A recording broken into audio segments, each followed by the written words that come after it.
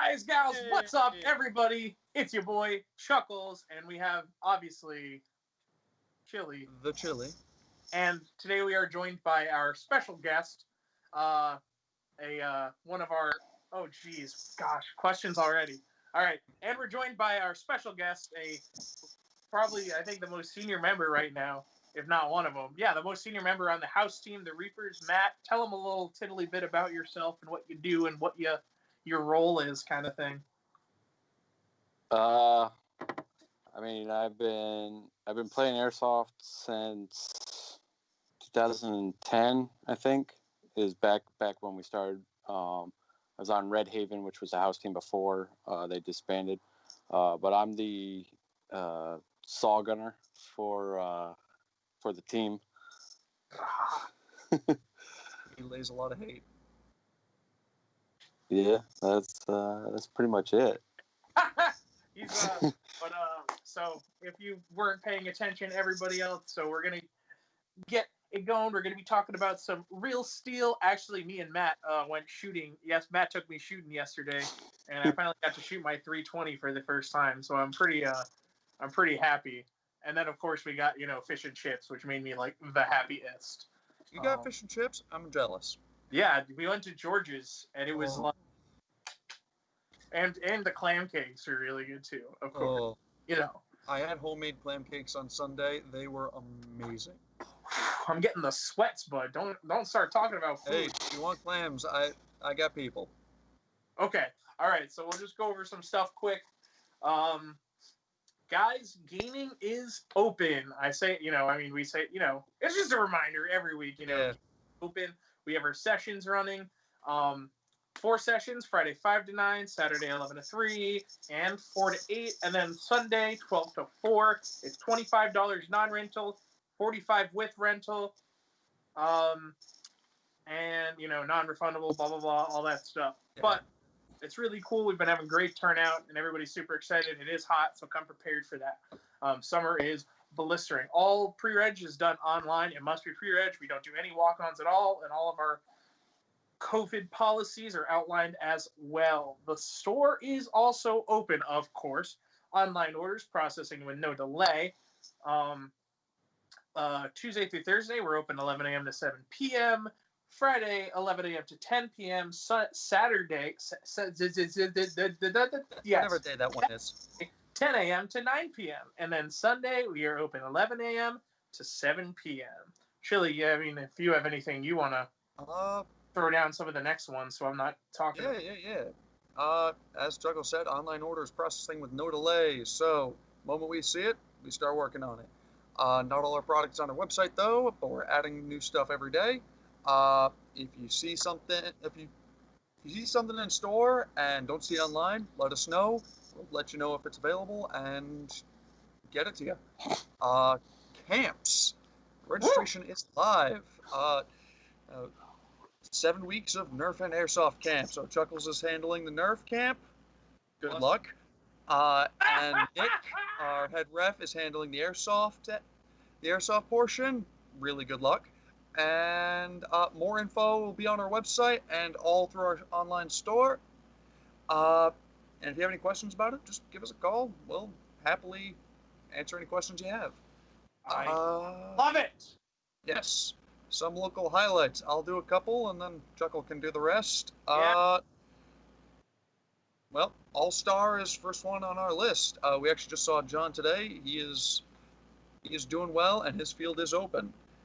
And so his gaming is on Wednesdays and Saturdays. Wednesdays it's 4 to 9. Saturdays it's 10 to 3, and then again from 3 to 8. So 3 different sessions on 2 different days. And Stronghold is open Thursday 5 to 8, Saturday 2 to 5, and then Sunday 2 to 5 again. They're out of I can't remember which place in Mass, but more closer to Boston than what is that voice in my head? They're out of Webster. Webster's All-Star, yeah. Yeah. Oh, I was talking about Stronghold. Abington. Yeah. Stronghold is Abington, All-Star is Webster. So, yeah. And so you have places like Battleground Z located in Lincoln. Their pro shop is currently open. Tactical Airsoft in Paintball, Connecticut. They're still doing, I think their storefront is now open. So they're getting a lot of inventory in as well. But they will do online sales. They do private appointments as well. I know that's pretty accommodating of them. And you have RPC Airsoft. They're doing skirmish signups all online. What's my favorite I got to answer this question because he asked me earlier and we were busy at work, so I couldn't answer. Raccoon Airsoft. Chuckles, what's your favorite airsoft rifle? You don't have to own it. Well, I don't know. I think it's probably, honestly, it's like my Mark 18. The Avalon Mark 18 that I own just, like, does everything. And it's, like, just reliable, and it's comfortable, and it, like, just modular enough. And I love it. It's awesome. So I probably have to say Mark 18 because it's just good at everything. It's not too long for outdoors and indoors and all of this stuff. So that's my favorite rifle, I think. I don't know. Like, that's probably it, honestly. Like, what else would be my favorite, you know? All right, so let's talk about what we came here to talk about, which is real steel and airsoft and how this happened. So allow me to bore everybody with the origin stories of airsoft. With, in Japan, back in like the 70s, 80s, you couldn't own real firearms, or even like really replica firearms that were made out of metal. So they like used compressed air tanks, and because they couldn't own real guns. So it was pretty cool. So they started making airsoft guns and designing them and refining them and everything until, Toki Marui came, and then it started spreading everywhere like wildfire, and now airsoft is friggin' huge, I gotta say. In contrast to how it's been. Magics. Yes.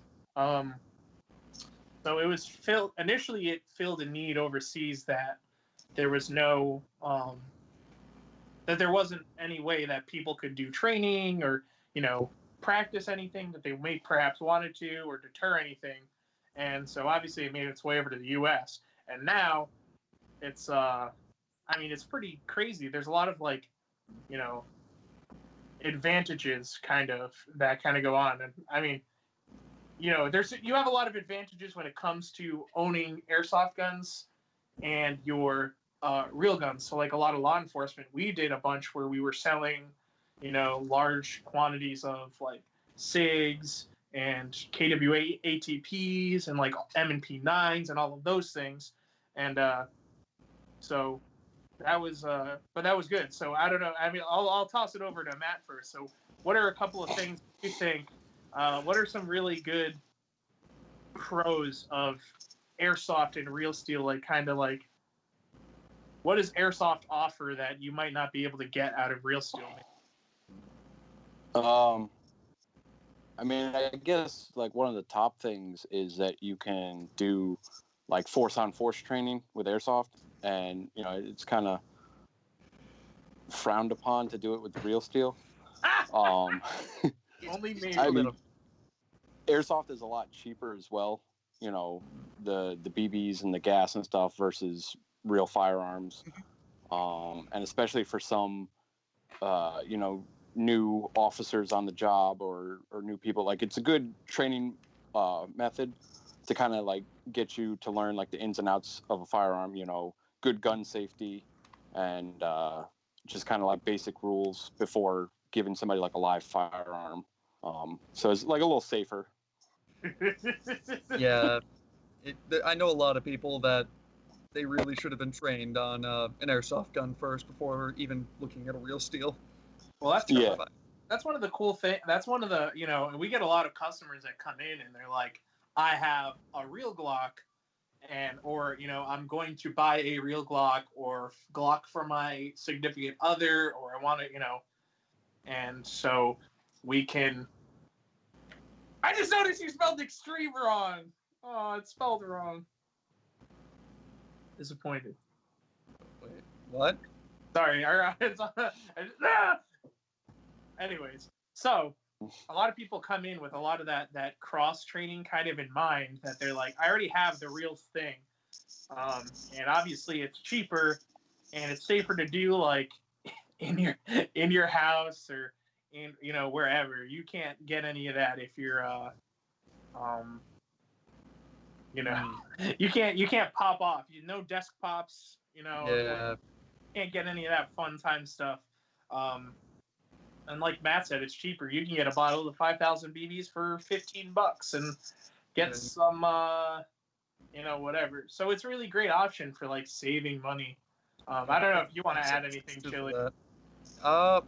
Yeah, and it's a lot easier to get a hold of too. Like, at least in Connecticut, I don't have any real firearms because I just don't want to go through the entire process of Connecticut law. But I can go get an airsoft gun. Yeah. Like that. It's not as cool, but well.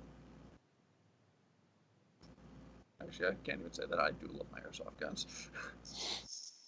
Yeah. So that's really great, and it allows a lot of cross training, obviously. So what are some important, I'll let you guide this, Chili, because you did the write up for this. So I will let you guide this discussion. Well, yeah, Matt, what do you think of the similarities really that we haven't really talked about from airsoft and real steel? Like, what do you think? Not only just like the guns, but like products in general. Yeah. Right? Yeah, products, training tactics, all that jazz. As far as like cross compatibility stuff? Yeah, basically, like stuff that in the firearm, like in the airsoft world, we can use in the firearms world, and stuff in the firearms world we can use in the airsoft world. Yeah, I mean, definitely. Like you have certain companies that will make a product. Like I know Chuckles has his M17 in airsoft, and then he's got the M17 for his real gun, and he can use like the same holster. So you can kind of buy once, cry once, I guess. You don't need to get a bunch of different gear for a bunch of different things. So I mean that's definitely good because it can build up your your muscle memory and everything else. Yeah, I'm with you on that. Like when I get a real steel, I want to get a PO9, and I plan on getting the airsoft PO9 so I can train with it without the cost and without the desk pop chance. Because if you desk pop with an airsoft gun, it'll bounce off the ceiling. Desk pop with a real gun. Guy upstairs will not be a happy camper. No, yeah. Definitely not. I like having, like, I bought this mine a while ago, but I had issues and it took forever to get it back. So then, I really liked the feel, and that was a good thing too, is through playing airsoft, I owned multiple guns. So I kind of was able to be like, well, I really like this. Do I really want to own, I like the feel of the Glock or an 1911. So then I bought the 320, and I really I find it comfortable, like the grip angle. Like I was able to kind of experiment and not really know it. Yeah. So then now I have this, and so when I went to go get my real thing, there weren't a lot of Glocks available anyways, but either way, I was still like really in love with the feel and the look of the M17. So I got the real thing, and it's kind of great to have both. And like Matt said, like I showed you real quick, is like I could take my TLR1, swap it on there, no problem. It's the same spec of most parts. Honestly, I could jam the mag from the real one almost all the way into the airsoft one with no problem. But I spent money. I bought the T-Rex arms holster. This was like $96 or whatever, the setup. But I can use it for real steel and airsoft, and that's really cool. So then I have a question that is that kind of like the similarities and like differences kind of bring up. How do you guys feel about like buying real steel accessories and tactical gear and the like for airsoft guns? Maybe in both regards of specifically airsoft, or maybe if you were gonna like do both. Mm-hmm. We'll open that. You could start with that, Matt, our guest.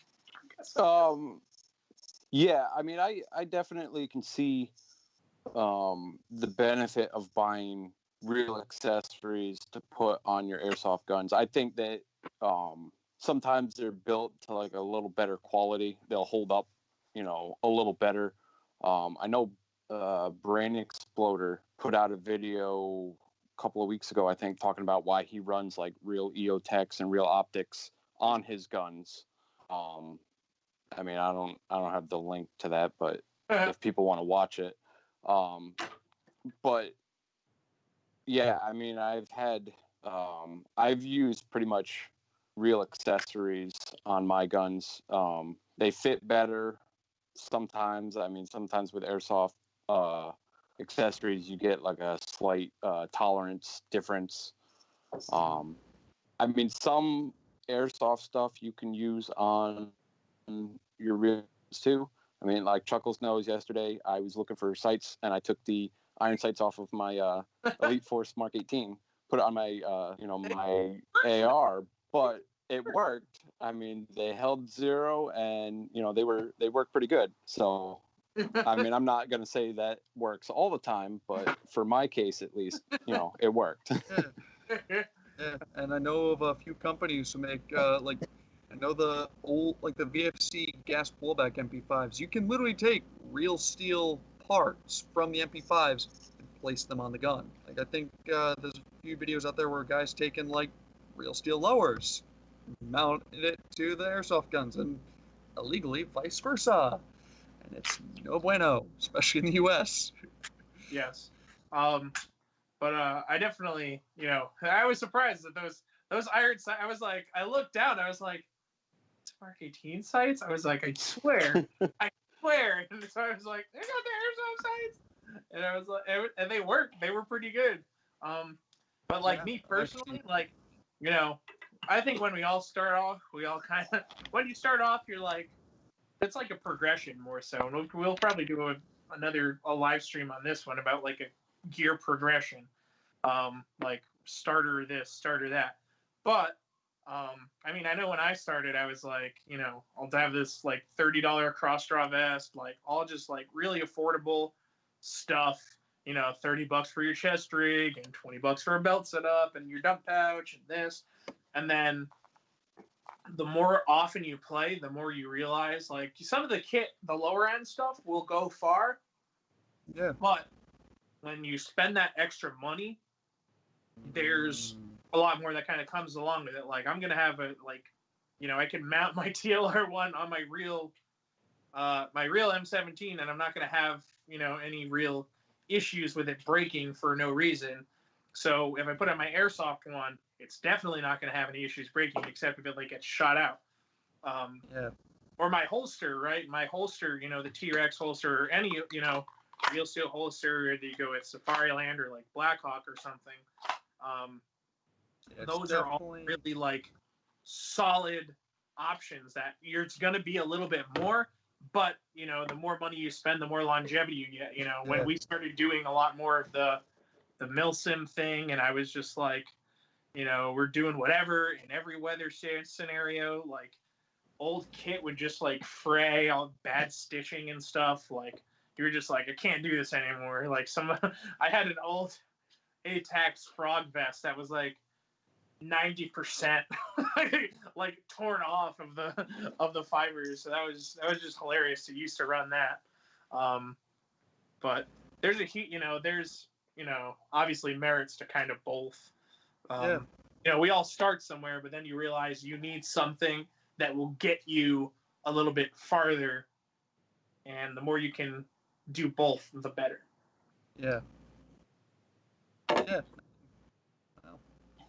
I've noticed the more money you put into it, the longer it lasts, the comfier it is, the higher quality it is. That too is comfort's a huge thing. Like you could spend $40 on your Haley Micro knockoff, but if you spend the $100 whatever bucks, like the thing's gonna flat pack. Like I mean, or they have their integrated chest rig flat backpacks that Lancer kind of does, and they're all right. But then you go buy the real thing, and you're like, that's way more comfortable, and obviously it'll get you a lot farther in. Yeah. Oh, yeah. And I mean, like, yeah, we mentioned, some of the pros, but also I guess one con that you kind of have to look out for is, depending really on which accessory you use. Like, I know some people will try and put like a real steel AR rail on their airsoft gun, and then it's like it causes, you need a bit of modification to get it to fit right. So it's like some stuff fits and some stuff doesn't. So you got to be aware of that, I guess. Yeah, we actually just had that issue happen this weekend, right? With my boy Edson, and he wanted that guy rail on his Avalon, and so we had to do some special custom work to that receiver to get that thing to fit. That's it's expensive. It's a nice rail. It's expensive, but like everything can be done. All problems in airsoft can be solved like with a Dremel or whatever. Super glue and a Dremel. That's like 90% of everything. I use hot glue. Yeah, and also like certain guns will take real steel parts, no questions asked. Like I know some gas guns will. The MTWs, for one, they'll take real steel, like rails and stocks and gas blowbacks, the ultimate. Yeah. And like Systema PTWs will take some real stuff. This is actually, I think they'll take most real steel except for the receiver guts. True, because you have to destroy it. Yeah. But tolerances is definitely like a huge thing. So like even with my holster, like right now it's set up to accommodate my my Airsoft 320. But what I found was the slide on this 320 was actually thinner than the slide on my real 320, which was probably the most interesting thing. I mean, it makes sense, but it's kind of a bit of a tighter fit, so I can't really draw it out as easy. So that's kind of just a good thing. It's a quick adjustment, but a lot of things you need to like keep in mind for is just sometimes you run into stuff where like the tolerances just suck. And you're like, let me mount this accessories, and you always hope that everything works out for airsoft, but like more often than not, it like does. Sometimes you're just like, there have been many a time where customer come in, they were like, oh, I bought this for my airsoft gun, and then they come in and they're like, hey, look, can you put this on? And we like do everything we can to like get some rail on or modify a receiver, but to no avail. But it's it's just one of those things. Like we all own knockoff stuff. Like I was using the knockoff like Surefires and this and that, and I was like, well, don't want to have to spend $600 on a flashlight when I could just spend $60 on a flashlight. But I feel less bad when it gets shot out though. That's like the trade-off. Is a lot of that stuff you want, like you're using your real EOTech for airsoft or like a Vortex optic or something, like you want to have a sight protector or something, because some companies, if it gets shot out, they're going to be like, that's not covered under it's not covered under warranty if you get shot by an airsoft. I think I saw that happen with, was it Surefire? Someone I knew was like, oh, I think it was James a long time ago, and he got his got shot out, and they were like, well, we'll replace it, but this isn't really a warranty issue kind of thing going on here. And so that was pretty funny. And I will also say, Real Steel usually has much better warranty than the airsoft stuff. Like, yes, yeah. Oh yeah, like your Vortex has a lifetime warranty. I actually just got it back in the mail, and I am very happy. I haven't even tested it out yet. I can get my Real Steel mag almost all the way into my airsoft one. Just had to flex that for just because I felt like it. But yes, so some of them are too close. I know that SIG was like working pretty close with VFC to try to make this thing like as close as they could to the real thing. But there's no discredit on anybody that's like, I want to save some pennies and buy myself not a real thing. Yeah. As you said earlier, it's a trade-off. I'm just like, I love this little powder. No, it's not powder. It's pewberry. It's pewberry. That does not sound appropriate at all. I do not like pewberry. What? I think it's a legitimate like candle out there, and it's literally like a gun smoke smell. And it's called pewberry. Draco, dog, come on. That's all you gotta do. What do you think I was doing on the range? I was like, bat, bat, bat. I should have. Everyone would have been like, who is this guy? What's he doing? Yeah. He was like, blah, blah, blah, blah, blah. And as we all know, sideways shooting increases rate of fire and hip fire accuracy by 10%. Shot. Anytime you see somebody with a pistol sideways, you're gonna die. It's a kill shot. That is a scientific fact. You cannot challenge me on that. You can't. But even what's his name? So one of the cool videos that if you haven't watched, people you should go watch is Lucas from T-Rex Arms did the video where he bought Laiku Tactical from Japan, right? Yeah. I think it was either Japan or like Hong Kong. Like they crowdsourced getting him over to the States because the work that he did, like he owned all gas blowbacks, but he was, he did all the same drills that you would, like 1R1s and all this stuff, and he was shooting like probably more proficiently to the probably he said it was something like 80% of shooters he could probably outgun them. Like he would just shoot better than them. So I guess that really brings up an important point. Obviously, is the training aspect, is how well that airsoft, the skills you utilize in airsoft can pretty easily translate to real steel. I mean, what do you think? What have you experienced, Matt? I mean, you got guns and stuff, and you play airsoft too. Things. What do you how do you think about your pews and stuffs? Oh no, I mean it definitely helps. I mean, I'm not on the same level as Lyco Tactical. I mean, he definitely can outshoot me, but I mean, yeah, just doing the repetitions and being able to just kind of work through all the motions and everything, like it definitely helps. So that way, when you go to the range, or you take a class or whatever, like you kind of have some sort of basic skill set already. So, I mean, it's definitely a good training tool as well as, just having fun. Yeah, I definitely agree.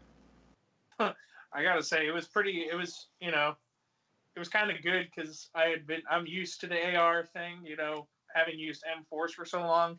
When Matt, he was like, you want to shoot the AR? I was like, yeah, I want to shoot the AR. I was like, but it just felt like just another day. It just felt like it was comfortable because I knew it. And even pulling, because I had practiced dry firing a lot with my real one anyways. But, I also practiced a lot with my airsoft one. So a lot of it, the weight was a little bit more, but generally it was pretty much like, it just felt familiar that I was just like I felt pretty light with, the sights are a little bit different. Yeah.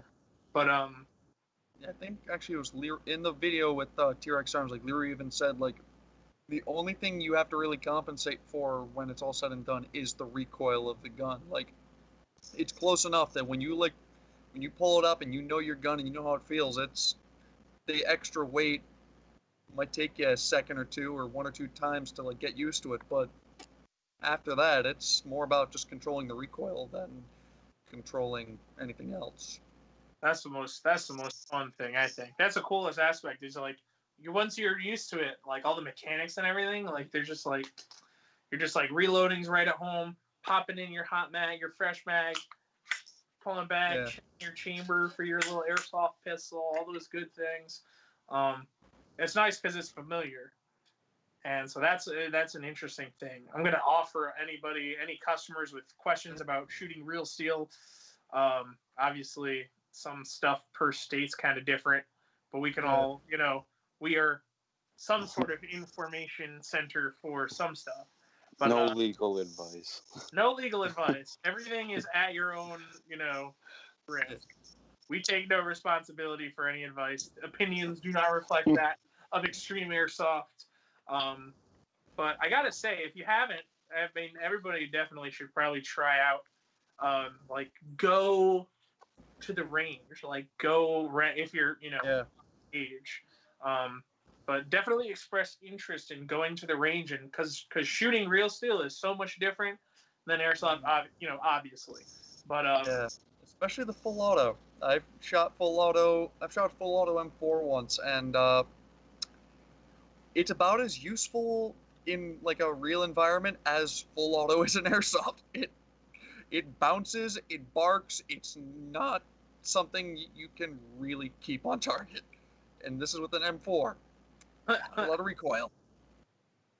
That's true. Yeah, like, it was pretty cool. Like, just getting used to the recoil was like the first thing, but it was very it was just fun. I recommend anybody should go try shooting, even if it's with a 22. And that's the thing. Yeah.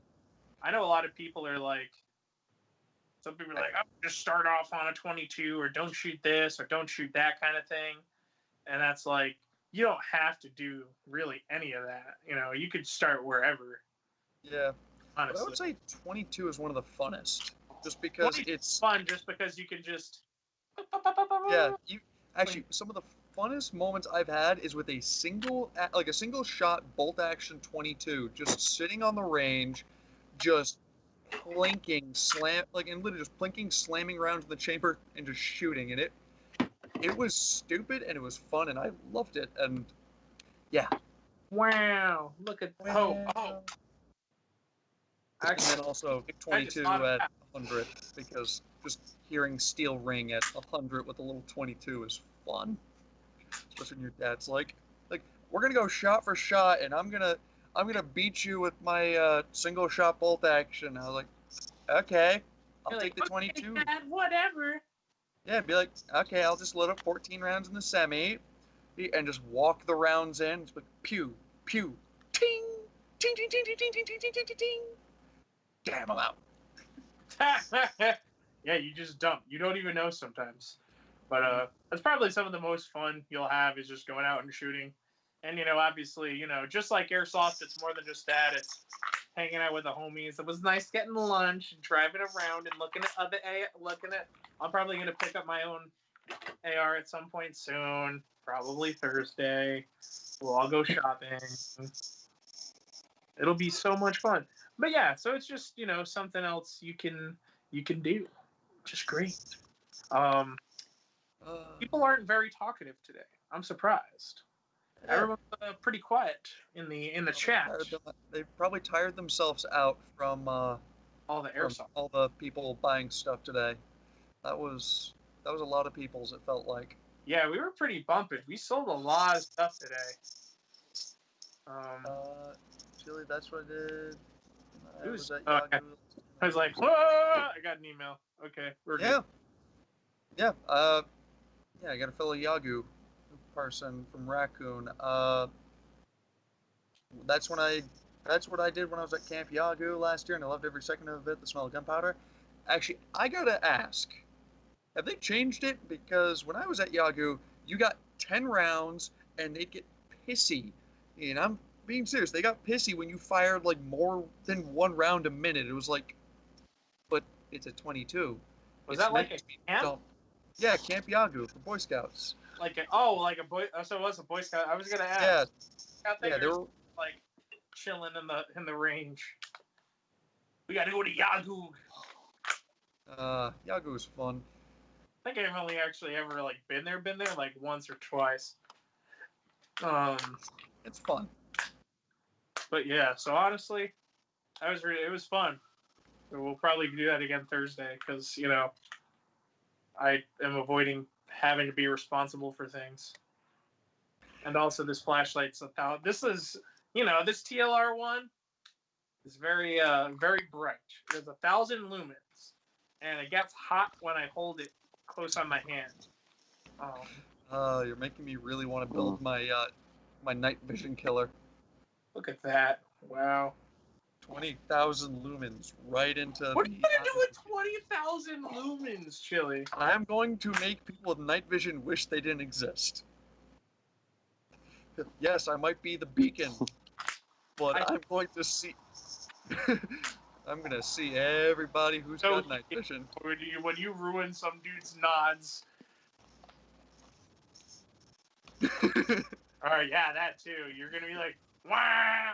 It reminds me of I don't remember which Autumn Justice it was, or was it Spring Offensive? I can't remember, but it was one of I don't remember which one I went to, but it's where they first had the Saber tank, and they were like, they had pulled up, they had stopped, and they had like the floodlight, the handheld one that the guy was just like, bing, and then just friggin' laid it down from the tank, just the saw fire all the way through, shut the light off, and all you saw was red light on. That was funny. I remember that night portion. I wasn't playing. I was a guide for the tank, but, it's just one of those super rad things that you get to experience. Oh, Raccoon Airsoft has two questions for us. Ask away. I don't have anything better to do except eat real food. Yeah, I'd like to eat some real food. Oh, speaking of lights, there was a real steel story. Guy in Afghanistan. Actually, no, sorry, it wasn't Afghanistan. I think it was Kosovo. They brought some tanks in, and they realized quite quickly that the best way to utilize tanks in a peacekeeping environment, mount a searchlight to it. That's it. Literally, they drive them up at night in convoys, and then they just swing the lights all around, and they let everyone know, hey guys, there are tanks in this convoy, and we see you. So the moment they started bringing tanks in, all the insurgencies disappeared. The moment they left, they came right back. And a lot of it had to do with just that one searchlight. That's very interesting. Useless, but interesting. That's most of what you say anyways, Chili, so it's pretty okay. I understand at this point. I'm like, Chili's on a tangent again. What's he gonna say? At least I kind of learned something, Yeah. It's not like some elitist rant that you used to get sometimes when you talk with our good friends James and Des. Who were just like, oh jeez, this question again. Oh my. Just buy the one from SEMA. Yeah. It's too much of a headache to convert your gun to an M16 or at Vietnam style. Or could you make posters? I can't guarantee you that we would share them, but you could make some. I don't know. That might be a question not for me. Well, here's what I think. You can make them, but we can't affiliate ourselves with them. It's yeah. I'm sorry, man. It's a legal issue. Squirrel Airsoft, Brendan. Again, you can't spell Brendan right ever. You just don't spell people's names right. Squirrel Airsoft. They're getting worked over in Warzone, so I think you know what that means. That's the call, Matt. Me and you, we got to go save the day. I'm gonna go free the zone from existence. But other than that, if nobody else has any other questions, call sign Ripper Airsoft. This is an M17. This is an M17 as well. This one is CO2. This one is 9mm. And this is a hater. Brah, brah, brah. This one goes pop, pop, pop, and then brah. And isn't there some scraps in there? I had so much fun shooting. I wanna. Yeah, I gotta. Membership now, Maddie, because I had so much fun. I was like, oh, it's so nice to go shooting. I had a very good time. So, Maddie, I may, depending if you're ever in the Foster area, I may require your services to transport pew-pews. An Enfield pew-pew and a Carcano pew-pew. All right. Because I'm technically a Connecticut resident and it's my father who owns the guns. It would not look good if they saw it. So, yeah. Call sign for this is Airsoft and Real Steel M17, and I love them both. But the real one, would I prefer? Ooh, that's a good question. Prefer CO2 M17 over a CO2 Glock 17. So here's my hot take. If you're going to get a CO2 Glock 17, you want to go with the KWC CO2, not the VFC. I have it. I mean, Maddie, you have the KWC Glock, right? I think so. It's the one without the little mag extension. Right. Yeah. So Yeah, KWC. How do you like it? I mean, I like it. I haven't shot it yet, but So it fits. I mean, it works. Because I owned the VFC one, I think, is the one with the mag extension, right? Right. Because I owned that and I shot it, and it wasn't bad, but I much prefer the feel and everything of the KWC better. Like, it feels more like real Glock, weight wise and fit wise and just everything. Like, I prefer the KWC one better. Yeah, I agree. I have the VFC one, and working at Ex-Streme, you obviously get to feel all the guns and test fire some of them, or customers you fix over time. And like the VFC one was okay, but I really preferred the KWC. The advantage of going with the Glock 17 is by means of like tactical gear and accessories.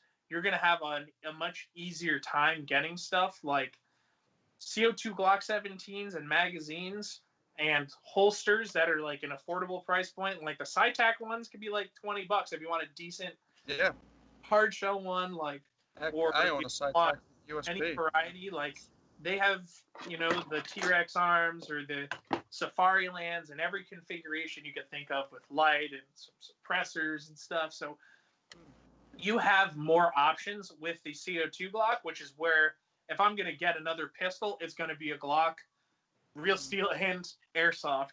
I do love the M17. It is pretty comfortable.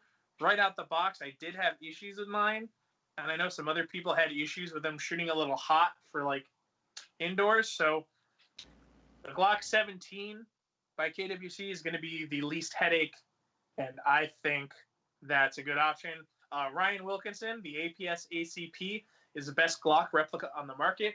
I am going to cry for the rest of the night because APS anything just belongs in the dumpster. Hot take, boom. Or maybe it's a cold take. It's a well-established opinion, so it's kind of like a cold take. That's like saying, I don't even know. The M4 is, the best-selling rifle. You're like, okay, yeah, we get that. That's understandable. All right. Yeah. I'm a start. A bunch of AK-47s would like to speak to you. Yeah. Chili. Well, if we start talking about AKMs, no one cares. Sidebar. But, anyways, just a few reminders, guys. We do have gaming open, so definitely come down, check it out, see what's good in the hood. We are getting a lot of products. We've got a lot of orders arriving in the next few weeks. So definitely come down and take a sit. So we got a lot coming up in the next few weeks. So pay attention to our Instagram, Facebook. If you haven't subscribed to us here on YouTube, like us on Facebook, follow us on Instagram. Go join our Discord. We'll have the link for you probably shortly, maybe, possibly. Our Discord's pretty fun. You can ask us a lot of questions directly. Catch announcements whenever we post a video or general purpose stuff. Like general questions, like people already asking, is Ex-Streme open? Would I have to do this? I have to do this. This is curious to me, kind of thing. So it's definitely something you could do. Ooh, somebody is posting. There's a guns portion, and somebody's posting their Kythera build. And it's a V3. It is a version 3 gearbox. Is that an AK or an MP5K? I'm curious. So, but anyway, so that's just something you guys could keep in mind, guys, if you haven't done that. Other than that, guys, I think we're all set here. Thank you, Matt, for joining us on this. I know you came right from work. I know we all that's all of us. We're all like making it here by the skin of our teeth always. Every week. It'll probably be easier once we can be back in the store. So Ex-Streme. But other than that, everybody, don't forget to stay well, stay kind. Thank you for tuning in. We appreciate all of y'all for hanging around. Hopefully we'll have some more content for you. Other than that, it's been your boy Chuckles. Chili. Matt. Yeah, we gotta see. It feels weird doing it like the first time or two, and then you're just like, "Hey guys, what's up? It's your boy Chuckles back at it again. This time I'm coming at you with the Ex-Streme M17. Me. Okay, all right, guys. Other than that, thank you guys so much. We'll see you guys next time. Bye. Yeah.